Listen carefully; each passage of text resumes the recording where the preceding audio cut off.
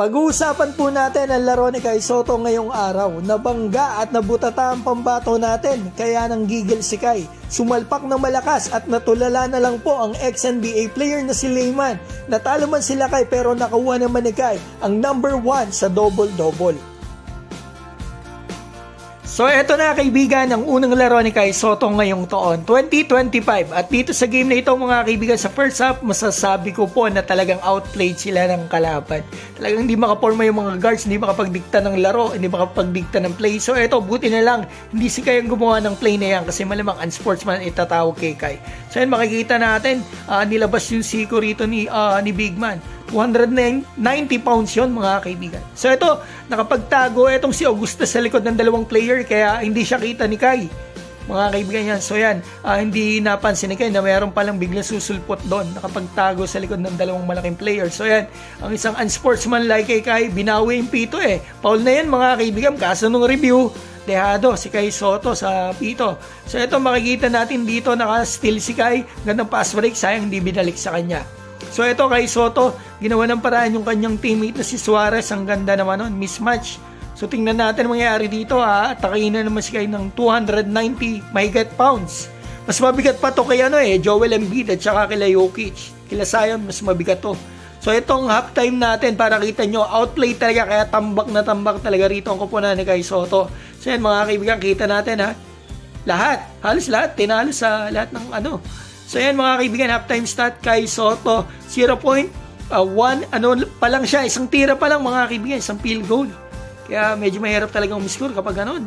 So ito, tingnan natin mga second half. Dito na nag-inat si Kai Sotto, rebound sa tira ni Auguste. So ito, napakagandang pick kay Kai kasi alam niya medyo mataas tong tumalon. Nagulangan doon ni Kai. Nice one Kai. So ito, and one yan.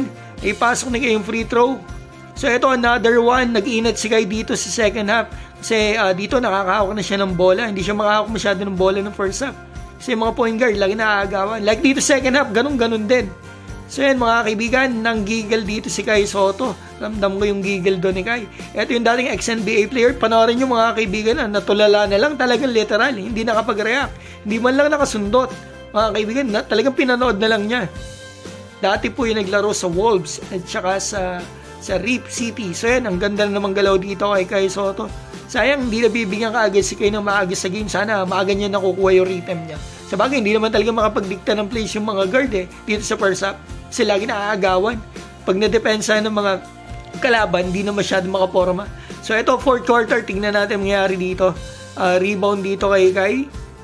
So ito, ang gandang pasa kay Kai Sotto. Yun nga lang, hindi na ipasok ni Inoue. So tingnan natin yung gagawin ng NBA player na to. Tinulak na maigi si Kai sa ilalim pero walang pito.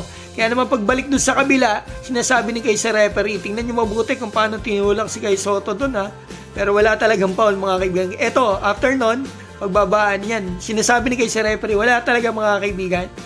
So ito, muntik pa si Kai doon mga kaibigan kung medyo umakting pa yung at na-review.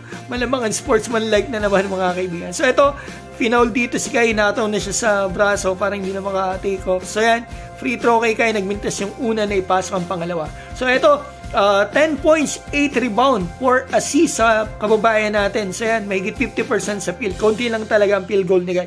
Mas maganda sana, mas marami sa touches. Mga kaibigan, di mo siya double-double sa game na ito. Pero tinignan ko po sa Basketball Real GM, sa lahat ng sentro, si Kai Sotto na po ngayon ang number 1 double-double dito sa Japan B-League. Sa lahat naman po ng players dito sa Japan B-League, number 2 si Kai sa double-double. Yung number 1, isa lang ang lamang kay Kai, si Vic Lo. Yan po ay guard, wing, ang laruan. Naniniwala ako after the season, si Kai Sotto number 1 sa double-double dito sa Japan B-League. Mga kaibigan, batiin ko po pala si Doc Bry, Jen at Camille ng Save Teeth Dental Clinic, Ronald Ira ng Cebu, Marlon Abakahan ng Talisay, Cebu.